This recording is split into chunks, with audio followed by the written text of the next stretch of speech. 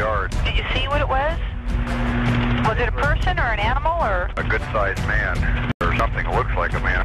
Okay. You've had problems in the neighborhood before? Yeah, my dog was killed here just recently. I don't know what it was. Welcome to Sasquatch Hypotheses. Jesus Christ, you better... Sir? Zia! Hello? Get somebody out here. What's going on now, sir? Son of a bitch is about 6'9". Do you see him now, sir? Yes, I'm looking right at him. Uh-oh. Is he in your yard, sir? Yeah, God, he's big. Okay, what's he doing in your yard? He's looking at me. And the guy is on foot. I don't know what... Evening, folks. Welcome to Sasquatch Hypotheses. Tonight we're going to have Brenda Harris. I'm going to give a call here just...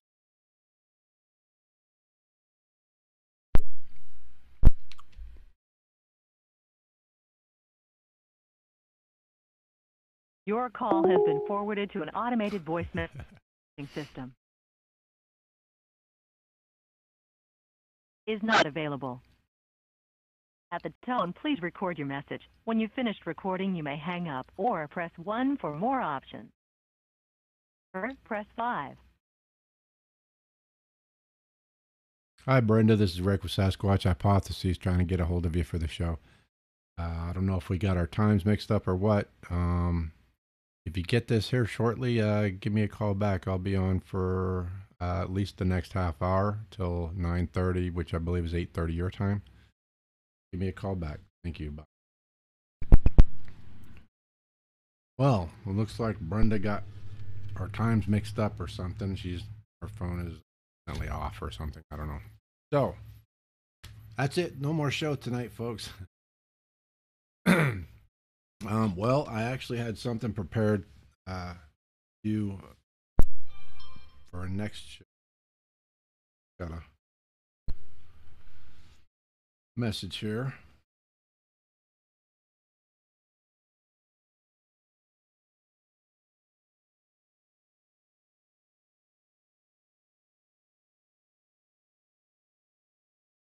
Bear with me. This is live. Can't beat. Get a pre-record.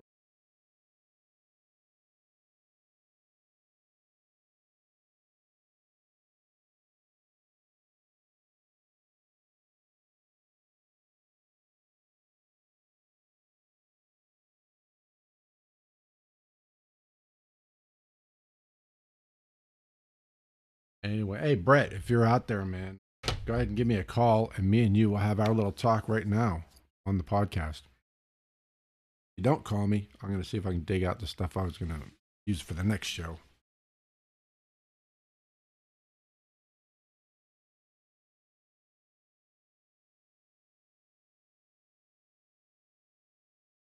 I wanted to do a show. I actually wrote an article about this for a Bigfoot website about 7 years ago.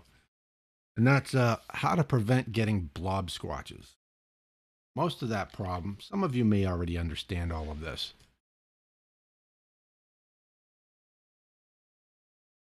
Well, give me a call, Brett. Give me a call. We'll talk about your research and stuff. So I put this together, and I used to be a photographer.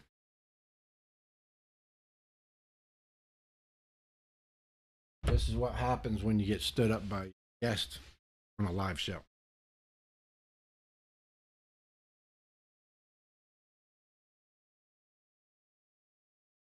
Okay, I used to be a photographer. Now, if I was going to shoot Bigfoot, this is what I would be. This is a 600 70. What are my glasses? 70 to 300 millimeter lens. This is basically like a set of high-powered binoculars. Okay. Now, if I go taking pictures of Sasquatch, this is what I'm going to use. There won't be any blobsquatch. If I get them in my crosshairs, I'm going to get a good picture. Okay. But most of you don't have this. This is about a 3,000 camera. The lens cost me, might have been 800. That thing alone. All right, so most of you are going to be using, at best, something like this. This is a Canon, I think it's a Power Shot. This one has full HD video recording and 65 times digital zoom. Now, first of all, you don't want to use digital zoom, okay? If you have the ability, like on this one here, I can't show you. Actually, maybe the camera. Kind of doubt it'll. I'll give it a shot.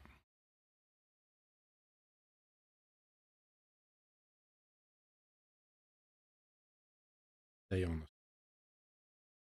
Nope, it does. All right, I can't show you, but there's a little bar that runs across the top when you're zooming. And at least on this one, there's a line that shows you when you're going from optical zoom to digital zoom. Now, you don't want to do digital zoom because it'll become all pixelated. It kind of, by computer, it basically takes the same image and just zooms in on it, just like you do on your computer when you blow up a picture. I mean, you'll make it bigger, but it'll get more and more pixelated. So you don't really want to use digital zoom. So if you have an indicator, always stop just before you hit digital zoom, right at that point.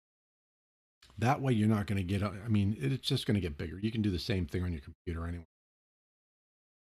Okay. Now, some of the other things that you want to do is, the way I would set this up is I would set it to aperture priority, which on this is called glasses.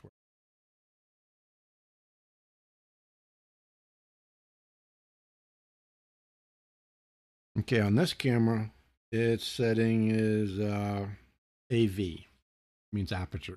I don't know what the aperture priority. That means you can set the aperture manually and let the camera figure out what shutter speed. That way, you can control like the focal blur. Like when you take a picture of somebody with a real low aperture, the background's usually blurred out really bad. That's because the lower the aperture, the more light that gets put in there. So you want to be able to control the aperture to control how much light you're getting just on the subject you're trying to take a picture of. Now, the drawback to that is that sometimes your shutter speed can be so slow, it's going to be a blobsquatch anyway. But if you're out there in like daylight taking a picture, more than likely not. Okay. If you go to real high aperture, then generally everything will be basically in. Okay. The other thing you want to do is that you can set up your focal point to. You can set your focal point up to be either like an area in the screen or just a point.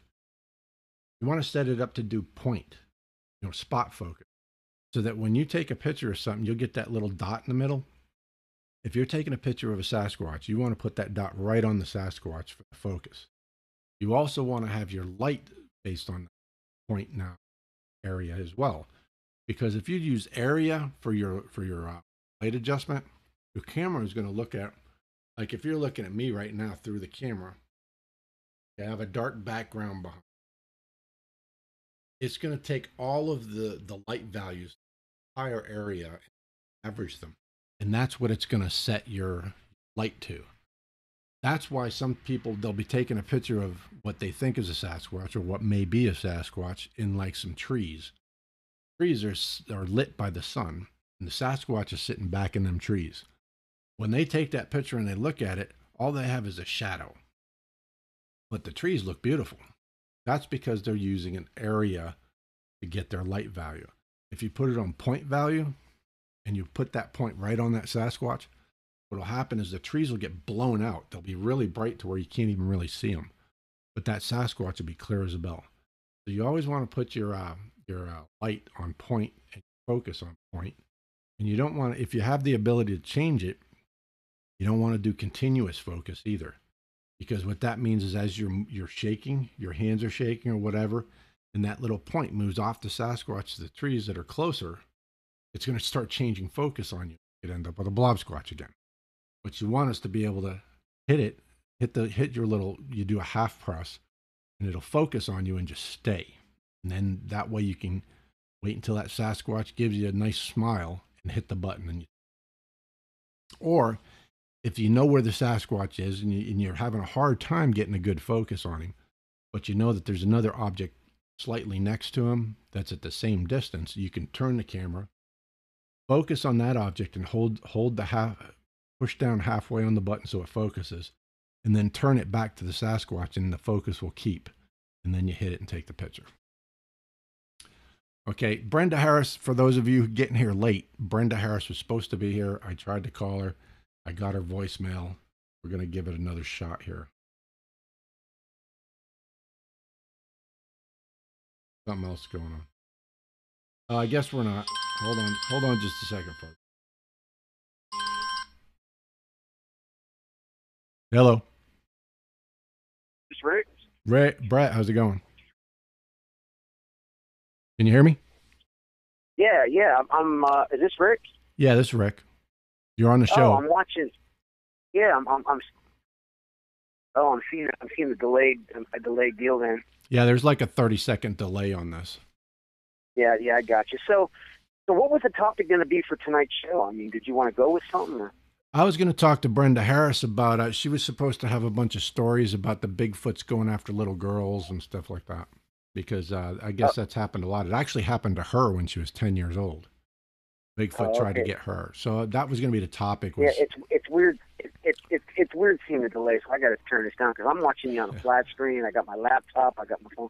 But, hey, with that 600 millimeter, that's a 600 millimeter lens you're talking about with that gear? 300. But it's actually sick because it's a digital with the, the 1.5 and all. It goes up to 600. Yeah, so how effective is that at distance?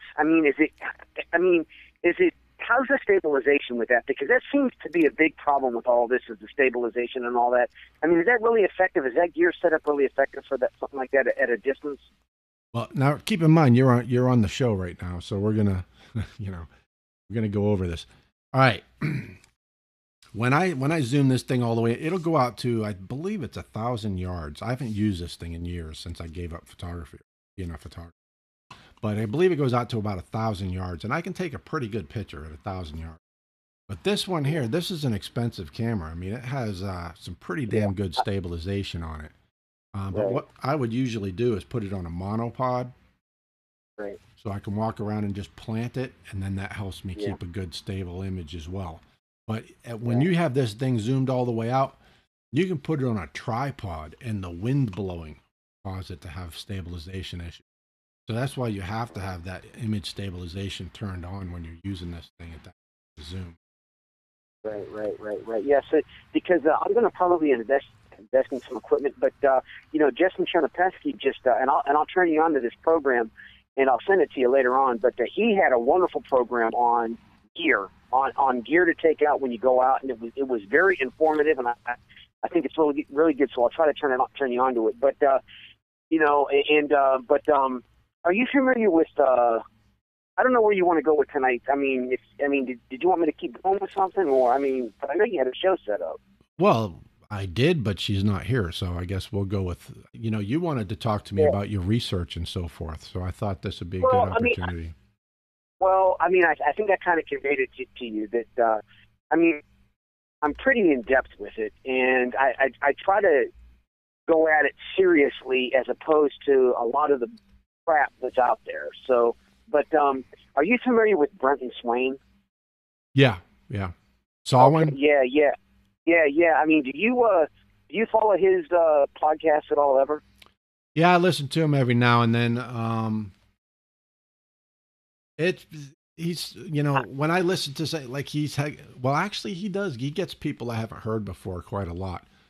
But I at least this past 4 or 5 months, I've been busy trying to recover from multiple sclerosis, so I haven't really had a lot of time. Yeah, I understand that. But I used to sit and just comb all of the regulars, Sasquatch Chronicles and actually Bigfoot Outlaw, right and well, unfortunately, it's become saturated. But anyway, I'm up and down with him. He's got he's all over the place. He's got a lot of different. He goes woo-woo, doesn't he? Pardon me? He gets into the woo factor, doesn't he? Yeah, he gets into a lot of different. He gets into a lot of different categories. So I'm up and down with him, but he has some. I was exposed to a podcast of his the other day that really blew me away, and I don't know if you're familiar with it, but he had that that military vet on there that was involved with a state police sting operation in California on a massive marijuana growing operation. Are you familiar with that episode? Oh yeah, where they drove up into the marijuana patch and they mowed down 3 or 4 Sasquatch, something like that. The female was trapped in a bear trap or something. Right. Yeah. Right. So, what's your opinion on that scenario? Because I mean, the scenario they laid it out. If it's a hoax, they laid the scenario out really good, because the scenario, if you think about it, would play out just like that.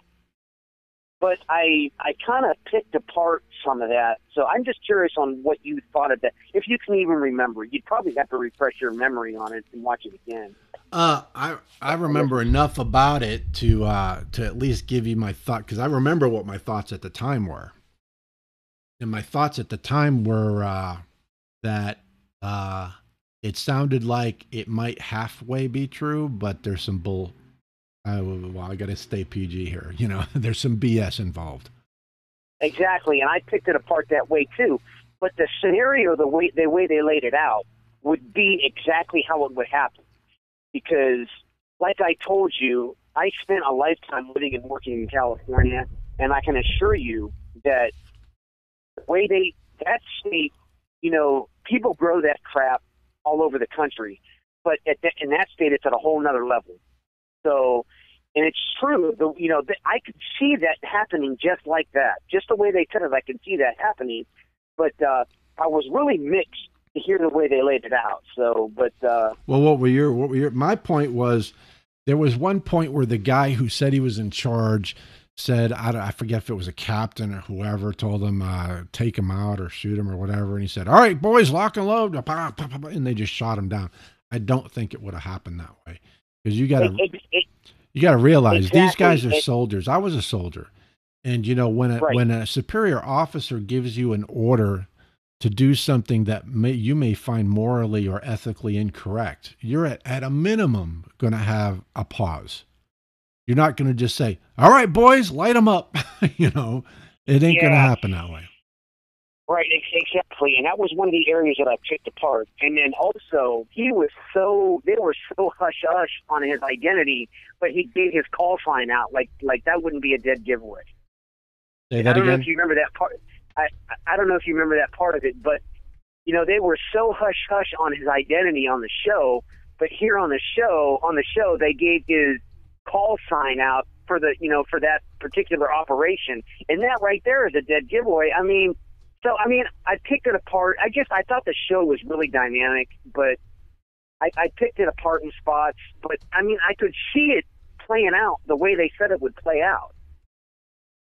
You know, as far as what happened, as far as the shooting and the, you know, everything that what happened there, yes, I could see that.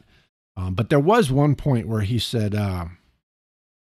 one of them got shot in the head or something. One of them was coming up to the tank or the Bradley or whatever he was in, and somebody shot him through the peephole with like a 45 or something. And he said I don't blew remember. His eyeball out or something like. Oh, maybe I'm thinking of another story. I hear so many of them. Sometimes I get them confused. But it seemed like there was a point where somebody shot him with a handgun. And I remember thinking, there's no way, because you're not going to shoot a Sasquatch in the head from 10 yards, 20 yards away, whatever it was, with a handgun and take him down. Exactly. I know the dynamics of that, because I was involved in it too in an early part of my life, so I understand that. So, but anyways, we'll get off that. It's just something. It was just a program that I investigated just the other day, and I thought it was dynamic, but I kind of picked it apart, and I kind of wanted to get your opinion on it. And I just thought I Yeah, had a show tonight. my ultimate opinion is that I'm up in the air about that one. I mean, it kind of sounds true, but it also could be a hell of a tale. You know what I'm saying? Right. There's parts of it I have a hard time swallowing, you know? Right. Now, if this And, guy had said, you know, we were regularly, because remember, he said he was angry because he wasn't told the truth about why they were going to be there, right? So that means this is the first time he's done this. Now, this is a soldier going out in the middle of a field in the United States and mowing down a bunch of hairy people. Right. Without even questioning the order. I don't think that would happen. Now, if he'd have told me, we've done this a dozen times, if he said he'd done it a dozen times around the country and it was his thing, that's what he did, I could believe the story then, because for him to just fire without question, it's because he's done it before. But when somebody's not done it before, you know, I just don't believe that he would have just said, all right, light them up, boys, you know, and just did what he did. Yeah, I didn't really get that part of it either. And then, you know, also, and you're exactly right, Rich. I couldn't see it, a unit like that going out and just doing what they did. But, you know, well, the other side of it is, the other side of it is that, you know, yeah, they might be soldiers, but something that they don't, that doesn't come, you know, and if you've watched my previous show where I said the way it's depicted in movies is not accurate, one of the things is that's not accurate is that the United States Army cannot do whatever the hell they want, wherever the hell they want. Once they leave the bounds of their post, they're bound by law. They can be pulled over by a state cop just like everybody else. So you're not going to have a bunch of people with military automatic weapons out in the middle of the woods mowing down animals, because they would be considered poachers just like anybody else. Well, another aspect of the story that really intrigued me was I really picked this story apart.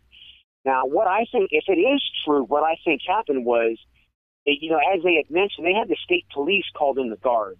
The guy said that he was ex-military, he was retired, and then he got the call up to be reactivated around 91 when, as you remember, when first Desert Storm, Kuwait, and all that, you know, blew up. And then he said he got reactivated. But what I thought was strange was he got reactivated to that, but he went to a National Guard unit. I can see, because I'm sure that the active guard units probably were sent over, so he got called up to fill that void locally. But what did intrigue me, though, was when they said that, you know, and this does make sense. In those growing operations out there, they're so massive in size, you just can't comprehend it. They're so massive in size, and the state agencies have thorough investigations and ongoing investigations into it. And if it did happen, what I think happened, as they said in the account, is that, you know, if you remember, he said that the state police called that unit in, because if it did happen, I think what happened was the state police were monitoring this grove, and they probably went out there and saw what was in there and didn't know what to do. And the state police probably investigated and seen what was in there and didn't know how to handle that, so they activated a guard unit to go up there and handle it. All right, hold on a second, Brett. Brett, hold on just a second. I'm going to answer your question. Jamara, I think, is... I don't have to vet Brenda Harris because I know who she is. I've known her for years. I've known who she is for years. She's been on several television shows. I mean, she's very well known in the Bigfoot community. So, and I know that's who I'm talking to. So I know I didn't vet her. I didn't have to. But I don't know what happened tonight. I'm sure it was a mix-up of some kind. Maybe she got called out to a Bigfoot sighting on the res. I don't know. That's what I'm going to have to find out when I can get a hold of her afterwards. But evidently, I've left them that voicemail. She hasn't tried to call in, so it is what it is. I'll try to get her back next Saturday. All right, Brett. Now, as far as that, this guy got angry because they were called in there for the growers, and it turned out to be Sasquatch. So according to the way he told the story, there was no indication whatsoever by anybody that the Sasquatch were there. Well, that's what he got so pissed off about. Well, I think, they probably didn't know why they were going in there.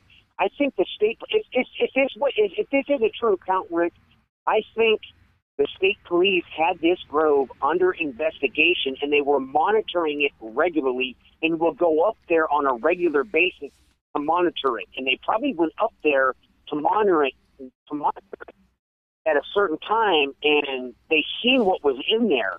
And, you know, the state police agency, I mean, how are they going to handle a situation? If they're monitoring an active growing operation, and they go up there and they're actively monitoring it for months and months and months during the growing season, for months and months, and then they just go up there on one of their investigations, and lo and behold, wow, there's a female squatch in there in a bear trap, and, you know, the male's there. I would say the female was probably in there with the younger ones on her own, and, you know, that male probably came in at a later time realizing something was wrong. And if you remember the accounts of the tale, I'm just saying hypothetically if this really is what happened. Yeah, and, my impression was that that's what it was, that they thought that the police had been monitoring this growing operation, and that's what they told the unit, was that this was a growing operation and they wanted to go after the guys, or whatever the heck the scenario was there. And they got mad because they figured the police actually knew the Sasquatch were going to be there, and they should have told them, you know. Yeah, I think that's what it was. I think the state police, if hypothetically, if this is really what happened, did, but if the scenario does play out to be true, I would have to say that that's exactly what happened. They went up there. In their investigations, the state agencies realized what was in there on one of their investigations, and then how are they going to handle a situation like that? I think that they would call a guard unit in, and maybe they wouldn't tell them that, you know, to just go up there and, you know, for whatever reason why they were sent up there, and then lo and behold, you know, the state agency knew what they were going to see when they went up there, and then that's when they said, when they got up there, they was like, holy shit. And then that's when they said, okay,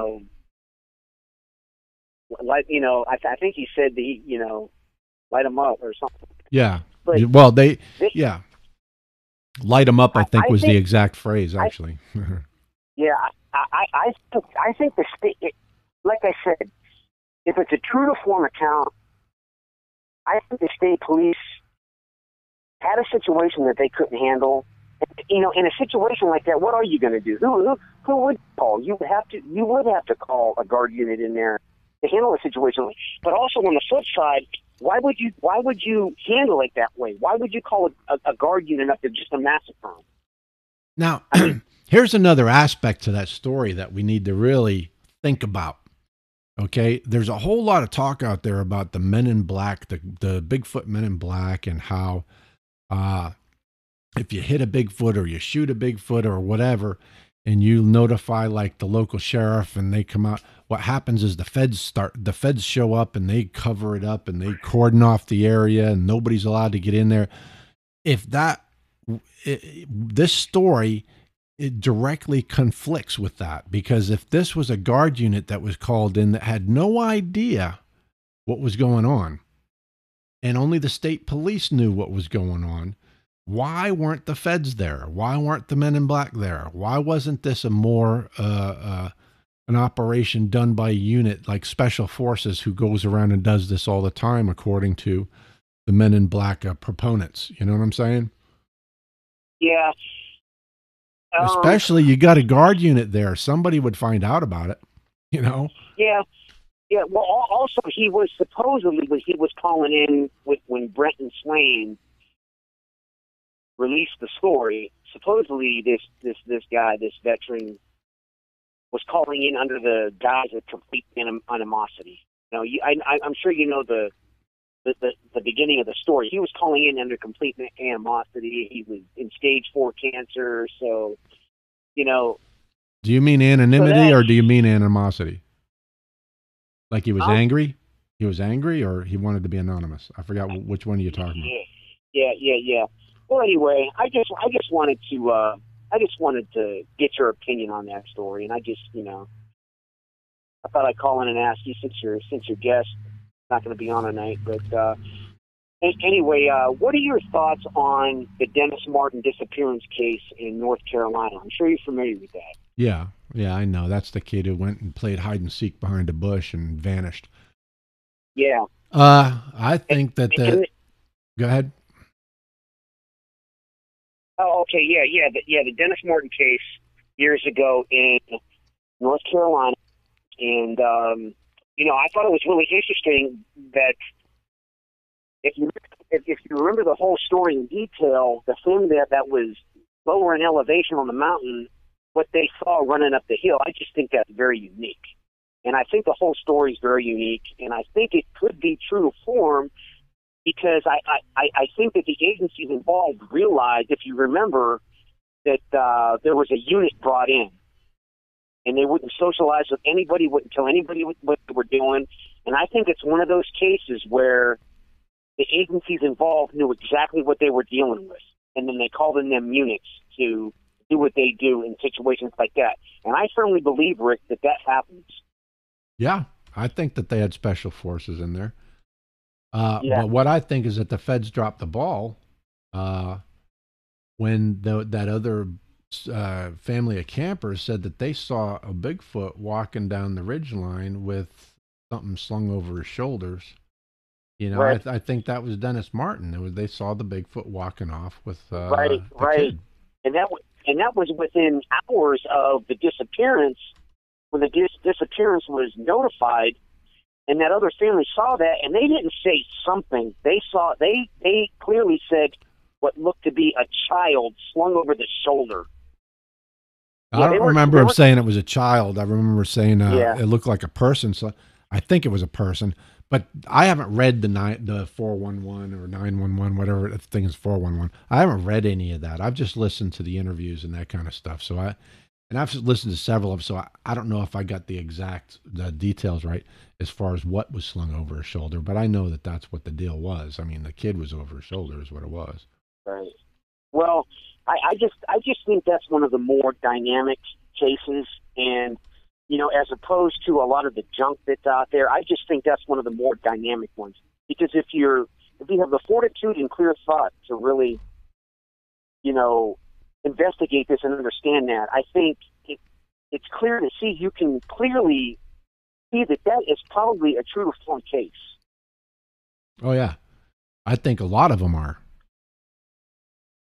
I think a lot of them are true cases. I mean, I think it happens a heck of a lot more than people think. I think it probably happens more than Pilates knows about.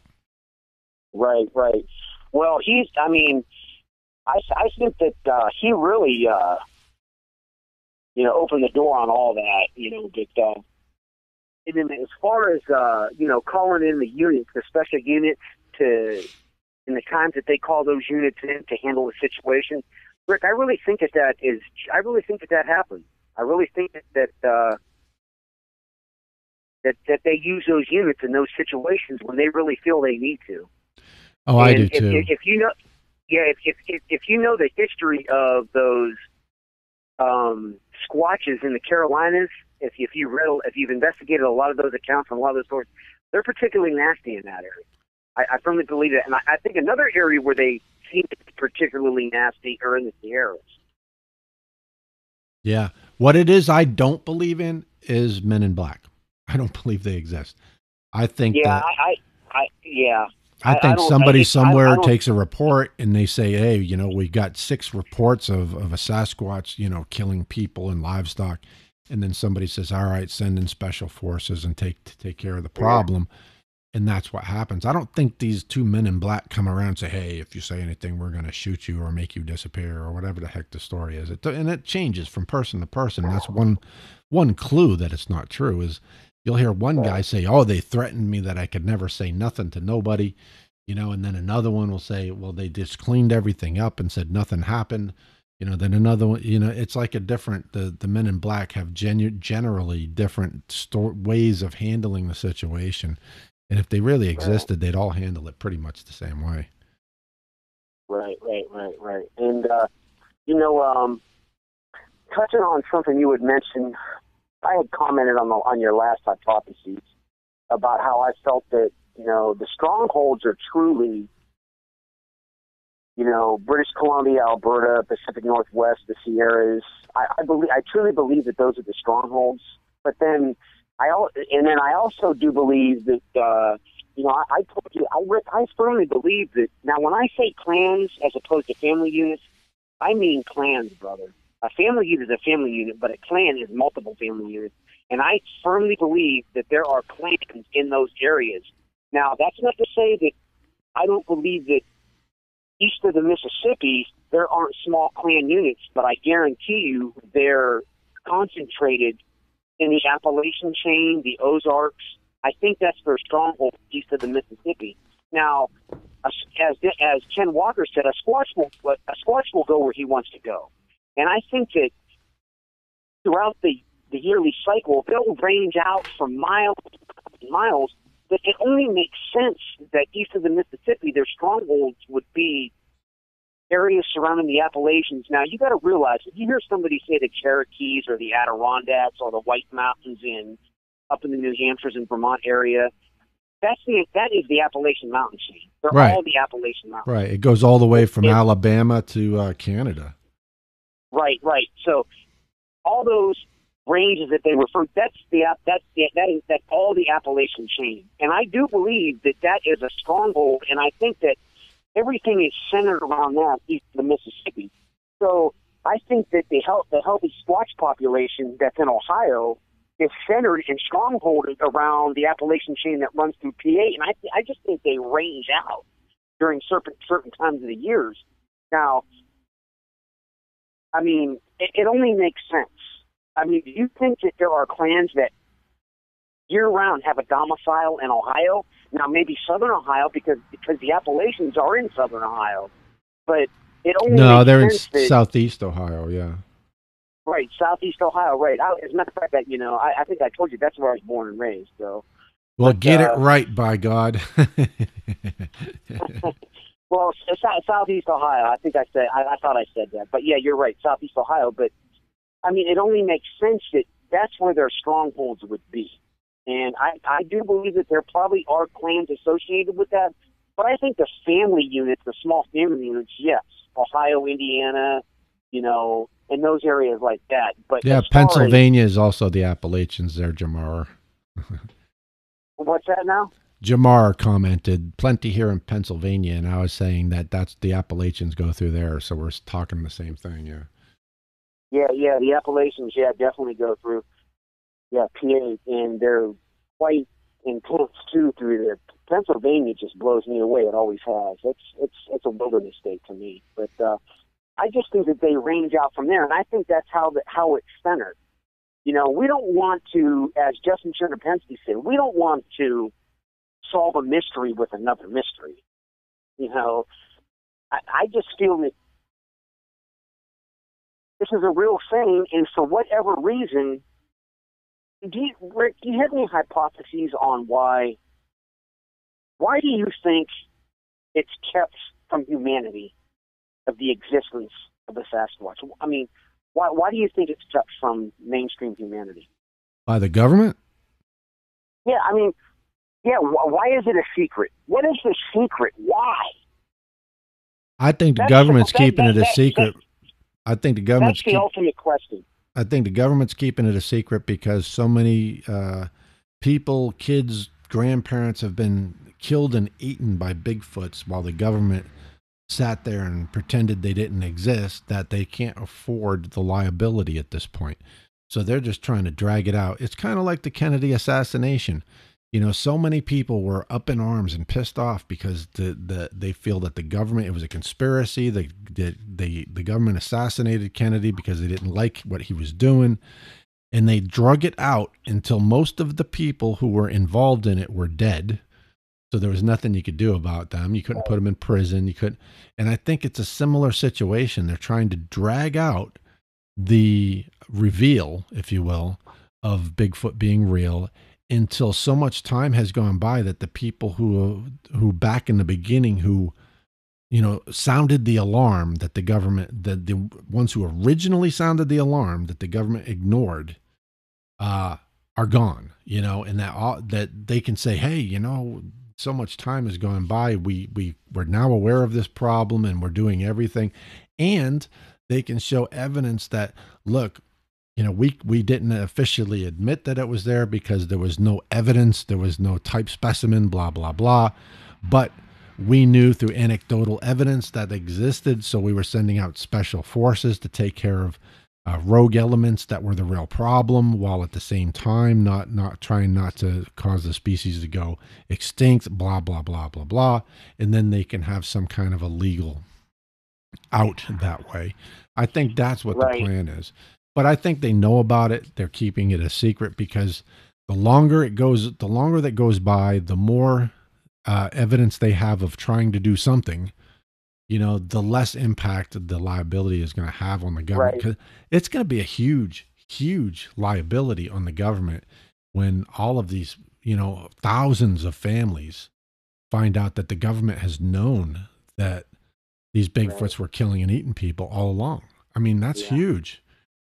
Think about it. When just one guy gets killed wrongly by, some stupid accident, but that was the government's fault, they get millions and millions of dollars.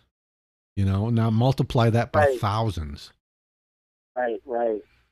Well, I don't think the fallout would be as substantial. Yes, I do agree with all of that, but I just don't think the fallout would be as substantial. I don't think people would stop going out and enjoying nature, not at all. I mean, we go out and enjoy nature with 1,500-pound Kodiak brown bears and get damn close. I mean, I don't think that the fallout would be so damaging as that. But also, let me ask you, what do you think the true liability is on the individual that really substantially outs this? I mean, do you think there's real liability there on an individual? I mean, do you think there could be real damage done to an individual's life? You mean like Men in Black going after him or something like that? Well, no, just how, I've been investigating these accounts and these stories on individuals that have been caught up in situations, and agencies just totally rip their lives apart because they want to, at any length, keep this hushed up.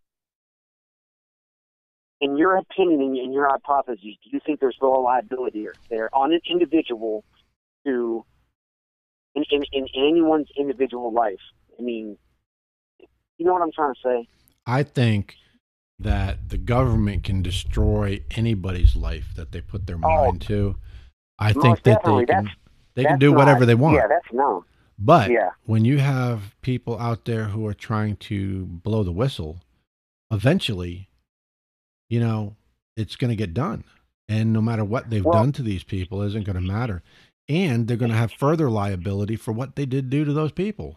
So. Well, I think that does this make any sense? With these shows, with your hypotheses and all the documentaries and all the shows and the community in general, I kind of think this is their way of letting it be outed. Does that make any sense? Yeah, it does seem like they're trying to, it's kind of like a leaky drum. Eventually there's just going to be so much out there that people are going to start forgetting. They're going to be like, they used to keep that a secret, really? We've known about this forever, and they're just going to, it's just going to kind of become part of the, maybe. I mean, it seems like it could go that way. Hey, are you familiar with the case in Florida where supposedly this mother, supposedly killed a squatch in her backyard, and the agencies were called? Are you familiar with that one? Vaguely, yeah. And then she had two daughters, and the Sasquatch tried to get the daughters, I think is what it was. And then she shot the Sasquatch with a .22, I think it was. And then, what was it? The cops came out there and told her that, they arrested her. That's what it was. They arrested her for discharging a firearm. I kind of picked that story apart. It's shit like that. And, and as you know, with your background, with your military, with your background that you have, and I have the fortitude to know as well with my background, there's no agency that's going to leave two girls, arrest the mother and leave two girls at the house to run down the street to be with a neighbor, and then leave the dead Sasquatch in the backyard and then come back later and That's just never going to happen. Yeah. I kind of would think the same way. I haven't actually heard the story. I've heard, I think I read about it somewhere, or I heard somebody else talking about it on another show, I think is what it was. And they just kind of gave a broad brushstroke. Did that woman ever actually do the like come on a show for an interview herself, or was it always just passed on anecdotally by somebody, giving a paraphrasing of what happened? Well, I investigated it from another show, and I don't want to name the show because it ain't shows. But yeah, but did you hear it from her mouth, or was it from somebody else, some second or third, third hand? It was on another show. It wasn't from her mouth. It was just another. But anyway, are you familiar with supposedly there was an attack this past October in Ohio? No. You're not familiar with any of that? No. Well, tell me what it was first. I mean. Yeah, well, they had me at first. At first, I was kind of believing it, but it may really have played out. It may really have happened, but I just don't know. If you're not familiar with it, then I'm not going to go into it right now because it's really dynamic. But I'm not going to go into it right now. Well, where at? Tell me where. It was in Northeast Ohio at a reservoir, and they kept the reservoir hush hush and this and that. And you got to understand, I'm from Northeast Ohio. I was born and raised in the Trumbull-Portage County area. That's where I was born and raised. And I know the area like the back of my hand, and so do my brothers. And so as the story was being played out, they just kept everything hush-hush. They wouldn't reveal anything. Then I tried to get as much information out of it as I possibly could. I had my brother on the phone. We were trying to triangulate lakes and reservoirs and large islands on particular lakes because we know the lake's really good up there. And I just couldn't pinpoint it. And then there were there also were some other fluff areas of the story that I kind of broke down and picked out of the story. But I mean, if you're not familiar with it, then I'm not. No, actually, I don't. I guess nothing's ringing a bell at all. It kind of sounds like you're talking about the Land Between the Lakes incident, but you're saying it's in Ohio. So no. Trust me, bro. I know Land Between the Lakes, between Tennessee and Kentucky. I'm familiar with that area. I'm not saying that you're mistaking it. I'm saying it sounds like a similar incident that happened in Ohio, and I haven't heard that. I know Land Between the Lakes, and I do. I think the Squatches in that area, for a reason, tend to have a nasty reputation, and I believe that. Yeah, people are saying they're dogmen. I honestly don't know if I believe dogmen exist. I knew the guy. What the heck, man? I had his name. It just flew right out of my head. The guy who took the first picture of a dog man that has a dead dog in his hand. He's a film producer or something like that. But I was on a website with him way back in 2010. And he was talking about dog man. I'm like, I think it's just his hair. It's a bad hair day is what it is. It just looks like he's got ears. Right. Yeah, I think I agree with you, Rick. I think the dog man accounts it's a squatch. Yeah. Yeah, I got two more cases that I want to, if we got time. But are you familiar with, there was a case in Oklahoma where apparently this young couple were having sex on the hood of their car by this river, and supposedly a squash came out and totally eviscerated this couple. Are you familiar with that? Repeat that. Was that Land Between the Lakes? I was reading a comment. Go ahead. Oh, no. I was talking about... Four Corners? Yeah, I was talking about another situation. Over in the Four Corners area, just north of Texas, the two teenagers were having sex in Sasquatch. Yeah. Yeah, I know what you're talking about. Yeah, I actually had a guy verify that for me. It's actually in the was it Oregon? I think is it Oregon? It's actually in the on the Oregon State website. It's in their history that happened, but they don't say it was a Bigfoot. But I knew another guy who was actually one of my listeners. I don't know if he still does. I haven't seen him comment in a while. But he knew some cops down there, and he called them and asked them about it. And they said that the case had been sealed at the request of the family, so no information can be got on it anymore. But yeah. Well, Yeah, supposedly they found that kid. His head was completely turned around. The gal there was completely eviscerated, but she had it been seemed raped. to be true to, it seemed to be true to form. And then what about the other unique case, Rick, where the guy was sighting in his rifle? Yep. I can't recall. Yeah, it's Daniel Boone State Park. I know that one, yeah. Yeah, and then they actually found that guy folded up like a pretzel in the cab of his pickup truck. No. He was folded in half backwards. Yeah, well, that's what I meant. But there's a big difference there. One is like, oh, they just mangled him. But, I mean, think about it. They took him and snapped his back so that his feet and his head were both pointing up in the cab of his truck. That's just amazing. Right. That is amazing. People didn't do that. He didn't get beat up by some gang of local teenagers. You know, I mean, nobody's going to do that to a guy except a Bigfoot. That's it. That's all. You can only chalk it up to a Bigfoot, period. Yeah, he was folded up backwards and stuffed into the cab. And I think it's pretty unique. They knew right where to take him. I think that is, I mean, and I firmly believe that. They how do I want to say it? They're watching us. Yeah. You know what, Rick?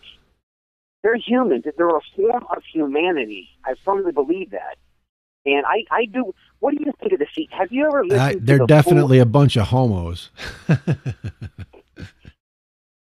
Yeah. Have you ever listened to the full episode and recordings of the Sierra Sounds? Like Art Bell interviewed him, and it's like an hour and a half long interview. Have you ever listened to that in its entire detail and all the whole interview or the whole CD of sounds? The whole everything, every sequence not the of sounds. And I've heard the big ones, you know, because I've listened to the interview you're talking about. So I've heard the big ones, but as far as listening to the entire CD that he puts out, I've not heard that. No. Well, I mean, you got to admit that's pretty dynamic. Yeah. And actually, I've been working with a chick up in Manhattan who's she wants to be my researcher, and she's been doing she took the audio and slowed it down and stuff like that, and you can actually hear that the vocal tones are not human because you can hear multiple. First of all, there you can tell like when the male speaks, when it's slowed down, you can hear you know when somebody does a drum roll, right? I don't know if you're a drummer, but I did drumming a little bit when I was in school. And you got to let each of the sticks bounce over and over and over again, and then you just alternate, right? And altogether it sounds like, you know, real fast drum roll. But when you slow it down, you can hear like that. That's what you could hear in the voice of the male Sasquatch. Whereas when you slow down a human's voice and it just goes slower, but it still sounds like a voice, right? When you slow down the Sasquatch, the male Sasquatch voice, it sounds like go, go, go, go, go, go. You can actually hear his vocal cords vibrating. And that means that he has a much lower voice, which to me says that it's actually absolutely possible that they do infrasound. The males. I mean, if you have any fortitude or any, how I want to say it, I mean, it's plain to see that it's factual. I mean, that those cases are plain to see. The proof is right there. I mean, I just think it's dynamic, and I think that, you know, I guess what I'm trying to say is they're intelligent. I mean, it's not a question of, you know. No, you could tell they're talking to each other. Yeah. You know, and they've had a professional, what is it, a speech analyst that works for the military, I believe, that analyzed it, and he's used to breaking. Like, I mean, when I was in military intelligence, I was a code breaker, but I was also a communications intelligence analyst, is what I was. So I would take what people are saying to each other and tell you, what does that mean as far as the big picture goes, right? Well, the people that would send me those reports were the people that would list that they knew the languages, and if they didn't know the languages, they were able to cipher out, like if they were made up languages and that kind of thing. That's what this guy did. And he actually went in there and listened to these Sasquatches talking, and he said This is an actual language, and they are talking to each other.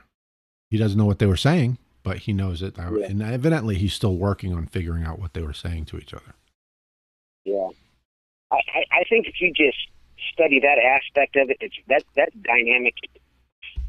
And, you know, there seems to be, like Ken Walker had mentioned, you know, dealing with this subject. And when you're out, like when I'm now out doing my investigations and I'm really in tune with my surroundings, you know, there is a very dangerous element involved with this.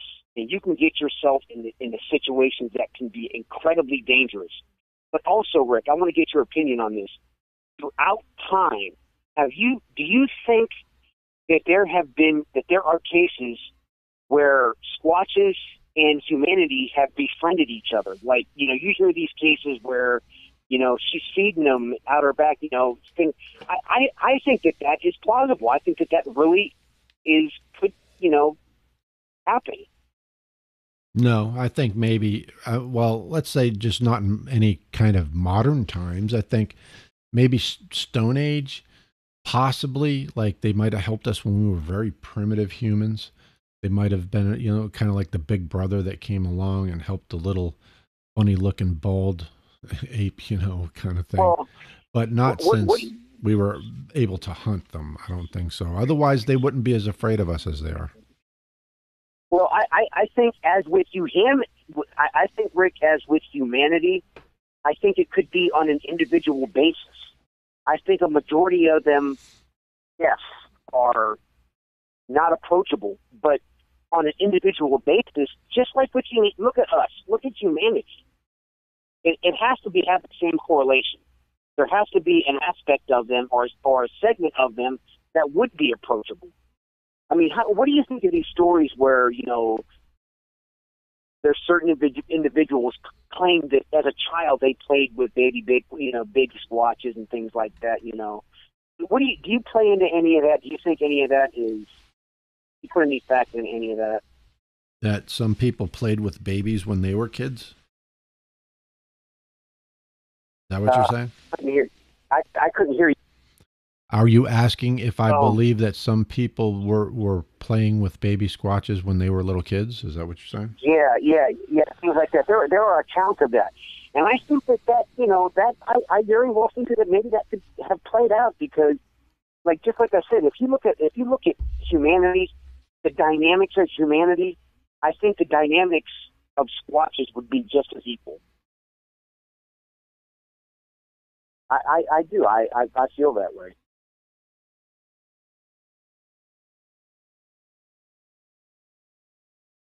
Hold on. Hey, hold on just a second. I just thought of something. Yeah. No, do what you got to do, man. I'm just trying to give you. Yeah, actually, let's you and I hang up because I have a feeling that Brenda might have been expecting me to call her now. So I'm going to hang up with you and try to call her. Yeah, that's all right, Ray. Go ahead. Yeah. Hey, it's good talking to you. I'll talk to you later, Brett. All right, folks. I'm going to see if I can get a hold of Brenda, see if she had the time an hour off. And if so, we'll go ahead and do our interview with Brenda now.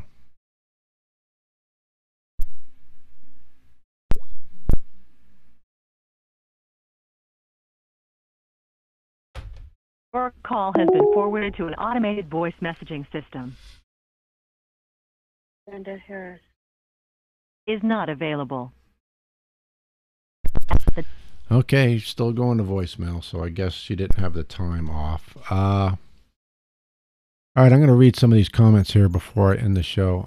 Sorry, folks, that Brenda wasn't on. I don't know what happened. I'll try to get a hold of her and see what happened and see if we can get her on for next Saturday. Let me kill my phone because it's giving me feedback. Shut up, people. The government could just hack somebody's computer and plant bad things. Well, yeah. You put a bunch of child porn on there and they're screwed. Yeah, I suppose. Tater Mater. I don't know if you're still around because I think you posted that comment quite a while ago. I can tell you some good stories. Yeah, they're in all of my episodes. I mean, go back to episode 1 and you'll hear about the Sasquatch I saw. The Beast of Seven Shoots. Jamar, are you still there? I think you just commented, so you might still be there. The Beast of Seven Shoots. Why you just what are you saying? Are you saying that's what the Land of the Lakes or Land Between the Lakes guy or Sasquatch is called? I actually don't remember what the Beast of Seven Shoots is. I know I've heard it before, but actually I think that is the Land Between the Lakes thing. Oh, all right, Tater Mater. Yeah, listen to my episode 1 and you'll hear about my account. That was actually my interview with Sasquatch Chronicles, episode 56. I kind of edited it and put it on there as my first episode since it was kind of appropriate. Just a second, I'm doing a Google search here. I can't see your comments.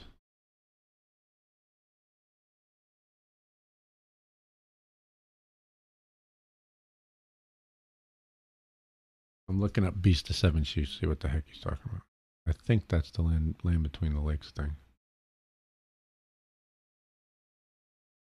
There's not a quick thing to see. Anyway, not going to go into go reading and stuff. Oh, it is. It's Land Between the Lakes. I thought it might have been. Let's see here. I believe Native Americans learned by experiences with Bigfoot, not necessarily friendly experience. Yeah, I mean, actually, that's what Brenda was going to come on and talk about. She was going to talk about some of the stories. See, she has been a big proponent of trying to warn everybody that Bigfoot's not our friend, and you got to be careful. I mean, I've heard some of the stories that she's told. Bigfoots are a big nuisance on the res, and they're hurting people. They're killing their cattle. They're trying to break into their homes. They're stealing their kids. When I talked to her on the phone to set up tonight's interview, I asked her if she could remember any stories about kids being taken, and she said, "Well, there were once was a little girl was taken out of the back of a truck and never seen again." And then about a week later, somebody else had the same thing happen to their son. Their son was taken out of the back of a truck and never seen again. And she was going to tell more stories like that tonight. Hopefully she'll be on next weekend, next Saturday. Yeah, the one with the dog, yeah. Oh, what the heck is that guy's name? Let me see if I can look him up real quick. If y'all just bear with me a second, if I can remember the name of the site I used to be on. He actually, he was involved in that movie, that Bigfoot movie. Is it called Skookum, the one that Jeff Meldrum was in? Name Rick? I'm not going to look him up now. This is, not while we're on live anyway.